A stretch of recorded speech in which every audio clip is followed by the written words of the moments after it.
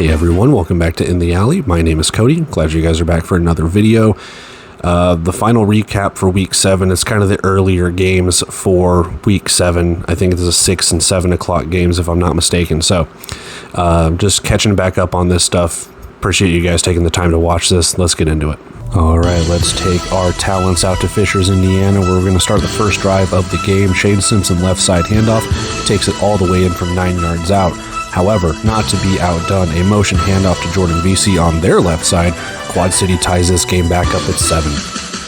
On the ensuing kickoff, it's going to be Kyle Kaplan drilling this deuce to make it 9-7 in favor of Quad City. And then 4:44 to play in the first quarter. Jordan Kress, fake pitch out, pressured by that defensive line, throws it over the middle in the end zone. Jordan Kress, touchdown, Fishers. 2.5 minutes to play here in the first quarter. Daquan Neal is going to thread the needle. He's going to look for Kevon Road, who stretches over the goal line as a touchdown for the Steamwheelers. And then first play of the second quarter, it's going to be Jaya Wright with a motion handoff. Shane Simpson cuts inside up the middle, and he's going to take this one from 23 yards out. Fishers back on top. 8 minutes to play here in the second quarter. Fishers trying to extend their lead, and Keyshawn Moore says nom nom nom as he sacks the quarterback. And then 4.5 to play. Daquan Neal sends his men in motion. He throws it to backup quarterback Demery Croft. Quad City takes the lead back. Ensuing kickoff, so you know what that means. Either something bad happened or it's another Kyle Kaplan deuce, 24-21. And the ensuing possession is going to be a fumbled handoff recovered by Malik Duncan. Quad City in great position. And in great position they get as it's a tush push for Daquan Neal as he goes across the goal line and in. And with less than a minute, 13 seconds to play, Jaya Wright in great field position for Fishers tries to break away from the pressure. It is popped out of his hands and recovered for Quad City. No points for Fishers. 10-point lead for the Steamwheelers here, 13 minutes to play. Daquan Neal drops back, looks, overthrows his receiver. It's picked off by Sean Steele as Fishers takes over. However, 4th and 3 is our down and distance, and Jaya Wright's going to take the drop back, and he's going to get sacked yet again by Keyshawn Moore. Turnover on downs, Steamwheeler ball. Nothing comes of that drive for Quad City. It's going to be a motion handoff. Shane Simpson out from 11 yards, pinballing off of defenders and in. Touchdown, Freight. And with 1:30 to play in the third quarter, it's an RPO keeper for Jaya Wright as he takes it in. Fishers takes the lead. 7.5 to play after a Kyle Kaplan field goal to tie this game up. Jaya Wright is going to take this into the end. Is he going to get into the end zone? The refs don't blow their whistle. It's a dog pile, but eventually Jaya Wright crosses the goal line and in. And with 6 minutes to play here, Quad City is going to tie this up. It's going to be Daquan Neal looking deep into the end zone. Jordan Vesey again, touchdown Steamwheelers. We are tied at 41. First and goal from the 2, just above the 1 minute warning. Motion handoff, Shane Simpson in from 2 yards out. Fishers up, 48-41. However, 10 seconds to play here. Daquan Neal sends his men in motion. It's a play action pass, wide open Jared Ware. We are tied at 48, going to OT. In overtime, first play, Daquan Neal takes a snap, drops back, looks. It is Jordan Vesey, 20-yard touchdown for the Steamwheelers. They go up. And for the Fishers Freight, it is 4th and 3. They've got to get a touchdown and an extra point. Pressure by that defensive line, and Jaya Wright can't do anything with it. Steamwheelers take it in overtime, 55-48. Heading southeast, Jacksonville, Florida, we're going to see an opening kickoff by Dylan Barnes, and that means one thing. It's an opening kickoff deuce for the Sharks, 2-0. 13.5 opening drive for the Iowa Barnstormers. James Cahoon throws over the middle, overthrows his receiver, picked off by, well, who else? It's going to be Malik Jones. He has an interception in damn near every game this year, and he does what he does best. With that great field position, 3rd and goal for the Sharks. It's a tush push. Caleb Barker, 3-yard touchdown rush, 9-0. And then James Cahoon throws to the end zone, intercepted, 2nd interception of the night. We're not even 7 minutes into this game. Get ready for the greatest hot potato you have ever seen as Caleb Barker, fresh off that interception, throws it. It's passed, tipped, intercepted. Iowa takes the ball back as they take over. However, more hot potato. James Cahoon rolling to his right. He throws it into the end zone. Doesn't see his man. Hayden Hatcher says, hey, I'll take that. Jacksonville gets the ball right back. 4th and 1 to go here from midfield. Caleb Barker is going to throw it to his left. It is Jaden Stoshak over the defender. What a catch to put them up even more. And then on an ensuing kickoff, you know that means one of two things. It's the good one for Jacksonville. Dylan Barnes with a deuce, 18-0. Barnstormers work their way down the field from the 16-yard line. Cahoon drops back. He's going to face pressure, and Rice is going to sack him for a big loss. Ball comes out. I think they ruled him down, however. And then for the Jacksonville Sharks, 1st and goal from the 4-yard line, wide open, back of the end zone, Jaden Stoshak, touchdown. Things starting to get ugly here for the Barnstormers. They need points. Cahoon, high snap, drops back. This isn't points. This is a sack for the Sharks. And under a minute to go here, 25-0, just kind of looking to put the dagger in it. Caleb Barker with just an ill-advised throw. Iowa has their own number 11 ball hawk. That is Caleb Street with an interception. No points for the Sharks. Flipping over to the second half here, it's going to be the first possession for Caleb Barker and company, and he's just going to take off. 28-yard touchdown rush. They are rolling right now. 11 minutes to play here. Iowa just needs anything, and they won't get anything. It's another sack for Jacksonville. But eventually, Iowa will get something. It's 4th and 10. Cahoon looks to the corner of the end zone. It is caught by Keyshawn Taylor. Iowa is on the board. Not to be outdone, It's going to be a motion handoff. Vance Bennett takes it and in for a touchdown, 10-yard rush. Late third quarter now, game well in hand, but for the most part, Iowa's still trying to play with some pride here. Cahoon is going to roll forward into the pocket and find Jalen Bracey for the score. And next possession, Dylan Barnes is going to line up for a 43-yard field goal. He's going to get it up, and it's going to sneak its way in. It's going to be 40-14, Sharks well in hand. Iowa trying to make miracles happen. 40-14 our score, and it's just going to be that relentless defensive line for Jacksonville getting yet another sack on Cahoon. And with 8.5 to play here, it is a motion handoff. Nope, it's a play action, but it's intercepted again for the Barnstormers as they try and get going. Under 5 to play here in the game. It's going to be a toss out to the left side. Vance Bennett goes in from 2 yards out. And with 3 minutes to play, it is going to be James Cahoon throwing another interception. Ja'Cory Johns with it. 1 minute warning here. Again, game well in hand. Play action. Blaine Espinoza into the game. Threads the needle. Jaden Stoshak with the touchdown as they just keep going. Under a minute to go here, and it's just going to be a garbage time touchdown, but for his touchdown, his only touchdown of the game, Kean Williams, acrobatic catch, 53-22. Final game of the recap. We got Green Bay, we've got Tulsa, we've got TJ Edwards taking the snap and rushing this in for 2 yards out to start the scoring. Oilers up 7-0. And then, start of the second quarter, TJ Edwards finds an open Sheldon Augustine, another touchdown. Oilers go up 13-0 after a missed extra point. More than halfway through the second quarter here, Green Bay looking just to get something going, and Taylor Hawkins has other plans for the Oilers. He takes the interception. He's going to set Tulsa up with great field position.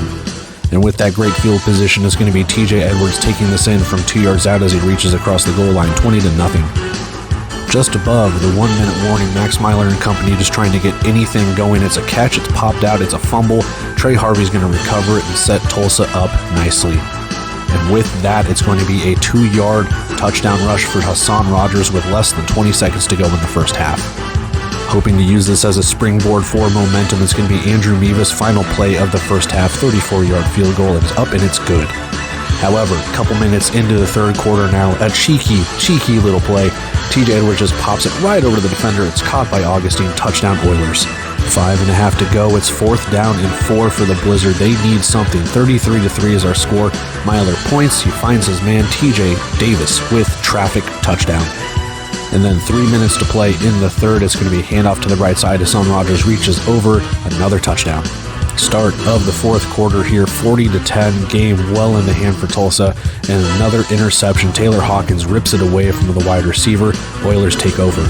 But Tulsa can't do much with it as they line up for a field goal. It is blocked and it is recovered in the end zone by Kevin Ransom. Green Bay gets a touchdown on special teams. 6.5 to play in the game. 40-16. Max Myler just trying to make anything he can happen, but it's intercepted by Trey Harvey as the Oilers. Oh, nope, it's going to be Green Bay ball as they take it away from Harvey. And with 5.5 to play now, Max Myler again takes the snap, looks, doesn't see anyone open, takes off, bounces off defenders, and gets in for the touchdown. Insane kickoff here, trying the onside anything to get into it. Marquez Bembry just takes it off the bounce and in for the score. And then with 1:40 to play, 4th and 1, Green Bay, just a miracle, pride, whatever they need to. Max Miller's eventually going to face pressure. He's just going to chuck this into the end zone, and Kentrell Pierce says, give you that. Yet another interception for the Blizzard. And final touchdown of the game, 41 seconds to play. Myler sends his men in motion. It's going to be Andre Williams open, 11-yard touchdown, 40-36. All right, so recap, stats and everything like that for game number 1 here. Quad City and Fishers. Let's put the stats on the face. Let's get into it. It is a 55-48 overtime victory to keep Quad City undefeated. The passing game struggled mightily for both teams, and the running game was good, but obviously favored one side, and that's really what kept Fishers in this, to be brutally honest with you. Daquan Neal, 9 of 21 for 100 yards, 5 touchdowns, 1 pick. So it's like almost every other pass was a touchdown. Jared Ware, your leading rusher, 8 carries, 38 yards, no touchdowns on the ground. And Jordan Vesey, your leading receiver, 2 catches, 46 yards, and 2 touchdowns. So both of his catches were touchdowns. Jair Wright, 6 of 13, 52 yards, 1 touchdown. Shane Simpson, what a day for him. What a debut for Fishers. 19 carries, 105 yards, 4 touchdowns. And Jordan Kress, your leading receiver, 4 catches, 31 yards, and 1 touchdown. Taking a look over at the team stats, just not a good day on 4th down for either side, and Quad City, 2 for 6 on 3rd down, but a very good 7 for 11 for Fishers. They were able to convert 3rd down quite a bit. Stats for total yards favors Fishers. You take a look at passing. I mean, Quad City did pass for triple digits. Meanwhile, Fishers, not so much. But when it comes to the rushing game, oh boy, howdy, did Fishers run the ball. And 42 rushes, 166 yards, and 105 of that Shane Simpson. So again, kudos to him. 71 rushing yards for Quad City, 38 of that is for Jared Ware. And then field goals, Kyle Kaplan only 1 for 3, and 0 for 1 for Fishers. Penalties are roughly the same. Fishers, though, 3 turnovers, 3 fumbles lost, and just 1 interception for Quad City. Again, it's a back and forth game. This goes to overtime, and it's Quad City that's able to prevail in this one as they stopped Fishers in overtime. But again, when you look at it, back and forth, 4th quarter, and you're able to have Quad City come out and not just tie the game each opportunity.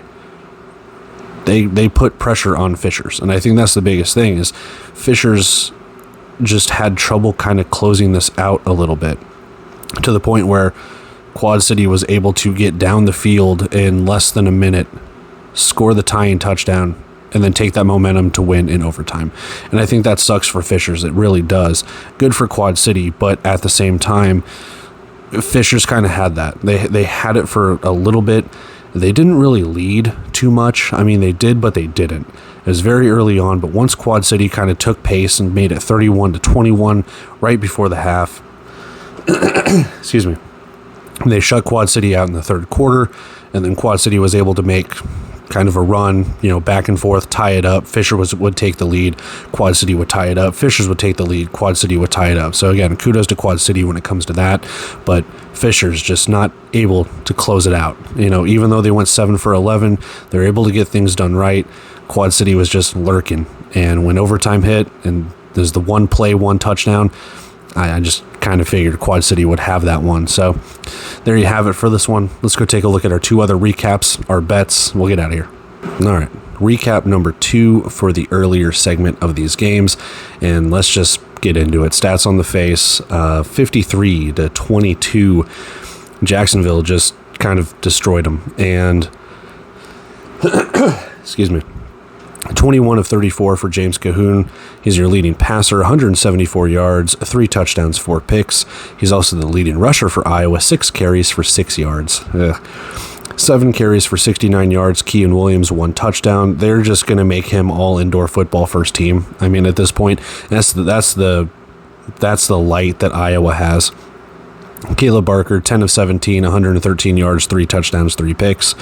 Barker's your leading rusher, 11 carries, 87 yards, 2 touchdowns. And then Jaden Stoshak, 4 catches, 54 yards, and 3 touchdowns. Taking a look over to the team stats here, just a yakety sacks of turnovers in this game. 8 total turnovers, 7 interceptions, 1 fumble lost between the 2 teams. But Jacksonville able to make the most of it when it mattered. Doesn't matter the turnovers; they were just destroying them. I mean, they sacked Cahoon a bunch of times, and yeah, that's where we have it now. Third down for both teams, not good. 0 for 7 for Iowa, 1 for 5 for Jacksonville. That's just ugh. But again, as with Iowa, holding them to just 10 yards rushing. They ran excuse me. They ran it 8 times. It says James Cahoon ran it 6 times. So 6 times for 6 yards, and they ran 8 times for 10 yards, which means there were 2 other carries for 4 yards. Wow. I don't know, man. I don't know. Caleb Barker, 3 interceptions, 10 of 17. So it's like when he wasn't completing a pass, he was kind of, throwing an interception. And again, that doesn't necessarily matter in this, but at the same time, it kind of does, because that's how Jacksonville's kind of been.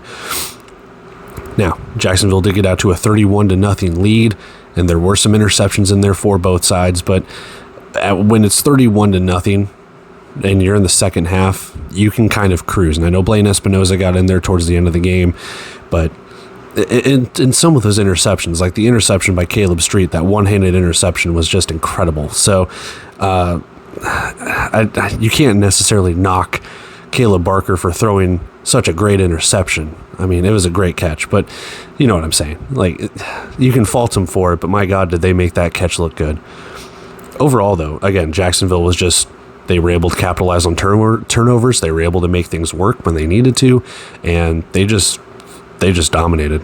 And again, the game was even more out of hand. Kean Williams with a 20-yard touchdown catch. The final score of the game is a garbage time touchdown. Excuse me, I'm still trying to get over being sick here. But yeah, garbage time touchdown. Otherwise, it was 53-14. That's not going to cut it. And at that point in time, you're getting shut out 3 of 4 quarters. And I think this isn't the first time that's happened before, and they didn't get shut out 3 of 4 quarters. But yeah, there are times where Iowa just did not. I don't know where you go from here. I don't. This is the nail in Dave Mogensen's coffin, man. He is out the door unless there's something. And I don't want to call for a coach's head. I try not to. I really don't. But where do you go from here? Where do you go from here if you're Iowa? And I'm not saying the team's quit or anything like that, but what do you do? Jacksonville looked great. Iowa, I don't know. And that's what sucks, man. It does. I try and be as fair as I can, but the fair here is just Iowa looks bad. They do. They need to change something. I don't know what it is. But yeah, that's how we have it here. Let's go take a look at our final recap, and we'll take a look at our bets, and we'll get on out of here. All right. Recap number 3 for our earlier games in Week 7. Tulsa takes the victory. Let's do stats on the face and say that first, and then here we go. 46-30, Tulsa takes the victory. Not a lot of scoring in the first quarter, but Tulsa did quite a bit of scoring. Let's take a look at our game leaders in this one. Max Miler, 16 of 30, 129 yards, 2 touchdowns, 4 interceptions. Tulsa was taking the ball away. Miler's your leading rusher, 5 carries, 40 yards, 1 touchdown.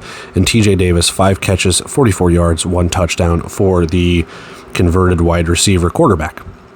TJ Edwards, your leading passer for Tulsa, 10 of 18 for 70 yards, 2 touchdowns, no picks.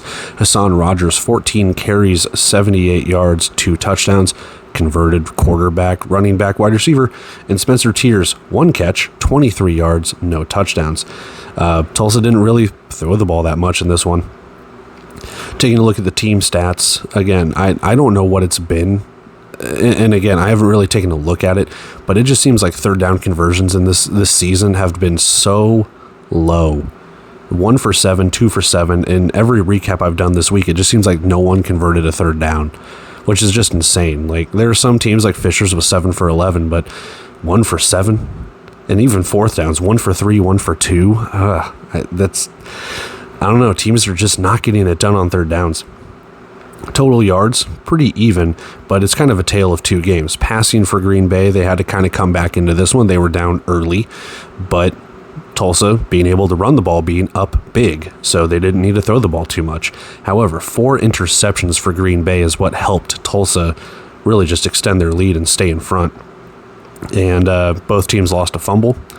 Penalties, maybe a little bit of home cooking. I just say that to stir up the pot a little bit, but 10 penalties for 82 yards for Green Bay, 5 for 39 for Tulsa. Again, maybe just some mental errors and stuff like that. Field goals, Tulsa didn't attempt any, 1 for 2 for Green Bay. And again, yeah, rushing and passing kind of flip-flop for both teams. Now, taking a look at this, Tulsa did get out to a 26-0 lead. And then from then on, it was just kind of cruising. The teams traded touchdowns from that point on. And, at the end of the first half, Andrew Mevis hitting a field goal to make it 26-3. But then Tulsa controlling that third quarter, 14 points to 7. And at the end of the third quarter, it was 40-10. And you just knew as a foregone conclusion at that point, Green Bay scored 20, and that's really where it's at. I mean, you take away the final quarter, and Tulsa... It's a blowout. It doesn't look like a blowout. It's a 16-point victory, but they were up by 30. So they really took their foot off the gas. And Tulsa's touchdown was a onside kick return touchdown by Marquez Bembry. So again, just kind of that stuff. And in Green Bay even scoring a late garbage time touchdown too. I mean, again, Tulsa had this one in the bag pretty early. So that's where we have it for this one. Let's go take a look at our bets. We'll get on out of here. Not even a sweat as Quad City covers the -6.5 in overtime. You knew it would happen too, didn't you? All right, so no, not on this one. I remember in this preview saying that I have my faith in you, Iowa. I will no longer have faith in Iowa ever again. Over 84. I mean, they got close. It was what, 70, 75? So you were 9 points away, but still just a bad bet. Oh, it was a pick'em, and I picked him right. And that is it for the first portion of our early games when it comes to week 7. So again, doing these kind of out of order. So if you're taking your time to watch this a couple weeks, and from the times of these games, you guys are true sickos, and I appreciate you for taking the time to do that.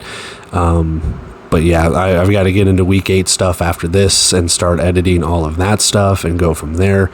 But again, I love and appreciate you guys for taking the time to watch this. If you even watched like 5 seconds of it, awesome.